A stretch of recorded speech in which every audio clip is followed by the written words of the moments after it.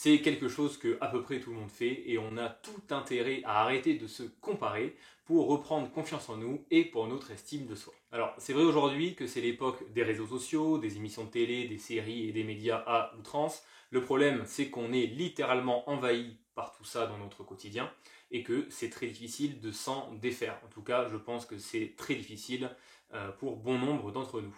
On passe vite notre vie à regarder celle des autres et moins la nôtre, ce qui est quand même dommage, et on a tendance à voir le positif chez les autres et voir le négatif chez nous. Alors, c'est pas du tout un jugement, hein, c'est juste un constat, je le fais aussi. Alors le souci, c'est que ça peut créer du ressentiment chez nous, ça peut aussi nous placer dans un état de compétition par rapport aux autres en permanence, et peut naître ensuite un sentiment de jalousie, de culpabilité, de l'anxiété, où on peut nourrir un complexe d'infériorité par exemple.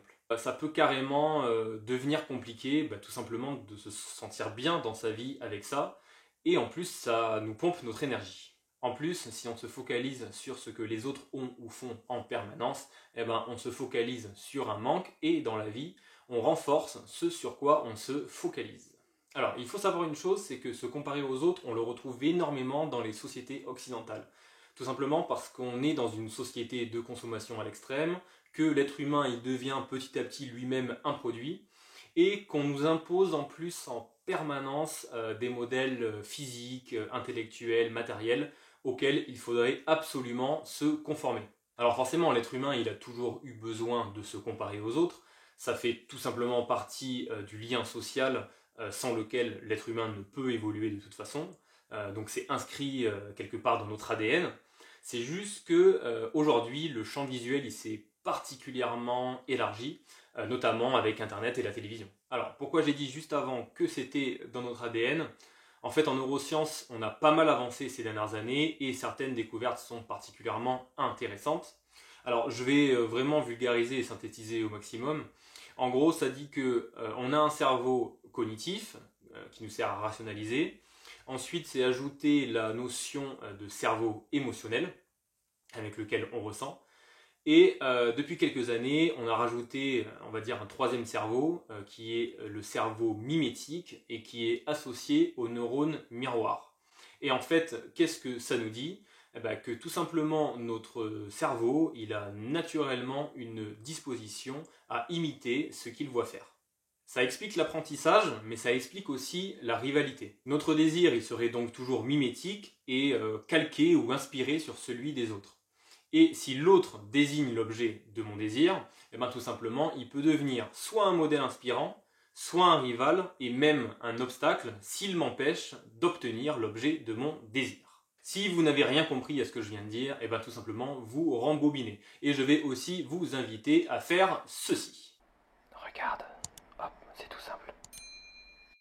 Alors, si c'est pour regarder des gens que l'on admire, qui nous inspirent à faire un petit peu comme eux, qui nous motivent et qui nous poussent à devenir meilleurs, ça c'est une très bonne chose.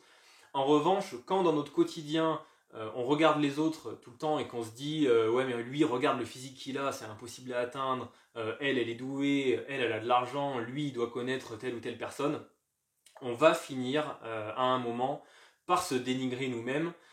Et puis c'est là qu'on va dire oui mais là je suis pas assez doué pour ça, oui mais j'ai pas assez d'argent, blablabla. On va s'imposer des limites et ça peut très vite nous bloquer dans notre vie. Donc si on prend l'exemple des réseaux sociaux, on peut y trouver de la valeur, on peut y trouver des connaissances, du partage, du fun. On peut trouver des choses qui vont nous aider à avancer en faisant le tri. Ça peut nous aider à progresser dans un domaine particulier, ça peut nous aider à être créatif, et puis ça peut nous aider à progresser tout simplement en tant que personne. Et évidemment, vous pouvez retrouver ça à la télévision, dans des bouquins, sur YouTube. Je prenais juste l'exemple des réseaux sociaux parce qu'ils ont pris une place non négligeable dans notre vie. Donc il y a du positif, mais il y a aussi beaucoup de négatif. Il y a toujours le revers de la médaille.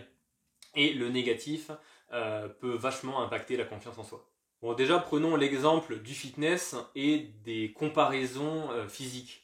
Il y a énormément d'athlètes qui sont dopés, qui sont mis sur le devant de la scène, et qui ne reflètent absolument pas le niveau de masse musculaire et de sèche qu'un pratiquant naturel peut atteindre. Et ensuite, la majorité des photos que l'on voit, des influenceurs ou des stars des réseaux, elles sont quasiment tout le temps retouchées, elles passent par une superposition de filtres, structure, Et donc un physique relativement moyen peut rendre facilement exceptionnel. Après, pour ce qui est de la vie réelle, forcément sur les réseaux, tu ne montres que ce qu'il y a de plus fun et de plus incroyable. Tu vas forcément éviter de mettre une photo au réveil avec une coiffure de merde, la main dans le calbut. Ou toi en train de faire la vaisselle, vraiment ça, tout le monde s'en branle, évidemment. Forcément, sur les réseaux, tu vas un petit peu enjoliver ta vie et faire genre que tout est incroyable. Alors, évidemment, il y a quand même des gens qui ont une vie de ouf, qui font des choses extraordinaires toute la journée, qui le montrent, mais là, on en revient au point positif, il faut que tout ça, ça vous inspire. Alors, moi, je le vois dans le fitness, mais je pense que c'est relativement vrai dans tous les domaines. On analyse énormément ce que font les autres, et puis en plus on a la critique facile. C'est très vite fait de voir quelqu'un et de dire non mais regarde, lui il connaît rien, il a une gueule de merde, il a une voix insupportable, il fait des fautes à chaque mot, et il est connu, ça fait chier. Mais bon, en attendant, il se contrefout de ton avis, et puis lui, il avance. Donc tout ça pour dire qu'il faut faire avec ses armes à soi, son physique, ses connaissances, sa personnalité, et éviter de trop juger ou analyser ce que font les voisins. Préoccupez-vous déjà de vous-même, c'est un gros travail. Occupez-vous de vos amis et de votre famille, ce sera déjà largement suffisant. Essayez aussi de prendre du recul et de la hauteur sur tout ce qu'on vous présente et sur toutes les informations que vous recevez, en disant à un moment stop. Est-ce que ça m'aide? Est-ce que ça me fait progresser? Ou au contraire, est-ce que ça mine ma confiance en moi? Et pour améliorer votre confiance en vous, il vous suffit de prendre un papier et un stylo et de noter dessus vos qualités. Alors si vous calez un petit peu sur cette liste, il suffit de demander à votre entourage proche vos qualités, ça pourra sûrement vous rebooster. Vous pouvez aussi à un moment prendre du recul pour vous dire mais attends, cette qualité-là chez cette personne, je l'ai aussi ou alors je peux la développer, j'ai déjà ce potentiel en moi. On ne le répétera jamais assez, mais nous sommes tous différents. Alors c'est sûr, ça fait un petit peu bateau dit comme ça, mais petit rappel quand même, on n'a pas la même génétique, on n'a pas la même morphologie, on n'a pas le même physique, on n'a pas le même âge, on n'a pas les mêmes parents, on n'a pas les mêmes amis, on n'a pas les mêmes références, on n'a pas les mêmes connaissances, on n'a pas les mêmes envies, les mêmes objectifs, on n'a pas le même humour, on n'a pas les mêmes talents. Mais c'est ce qui fait toute la richesse de la diversité et la richesse de l'humanité. Il ne faut pas que cela vous freine. Chaque seconde de votre vie est différente de celle des autres. Point final. Je pense qu'on vit trop notre vie, je dirais, par personne interposée, par procuration. On est extrêmement voyeur et curieux et ça ne mène jamais très loin en général. Alors par exemple, j'adore des sportifs comme Roger Federer, comme LeBron James. By LeBron James. J'adore certains entrepreneurs, certains humanistes, certains philosophes.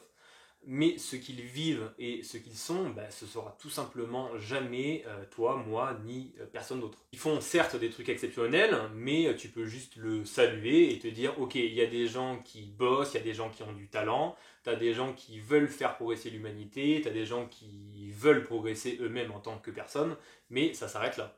Tu ne peux pas passer ta vie à les regarder et à te comparer. Tu n'as absolument pas la même histoire qu'eux et il serait peut-être temps de te poser et te dire ok, moi aussi je veux rajouter ma pierre à l'édifice. Ne vis pas leurs rêves, vis les tiens, c'est essentiel. Tu dois absolument te focaliser sur ton travail, sur ton objectif, sur tes résultats, sur tes connaissances, sur ta mentalité, sur tes relations, sur ton alimentation, sur ta santé, sur tes séances de sport à toi. Si tu passes ton temps à regarder ce que font les autres, c'est tout simplement du temps que tu perds pour te réaliser toi. Alors si tu regardes beaucoup les autres, ne prends que le positif, et si tu es motivé ou inspiré par d'autres, pourquoi tu ne deviendrais pas à ton tour une personne qui inspire et qui motive? Et si tu donnes de plus en plus de toi-même, tu verras que c'est extrêmement gratifiant et que ça l'est sans doute plus que de tout le temps recevoir des autres. Il faut juste trouver le parfait équilibre entre les deux. Allez, je t'invite à laisser un petit commentaire sous cette vidéo. Voilà, quant à moi, je vous dis au revoir et à la semaine prochaine. Au revoir.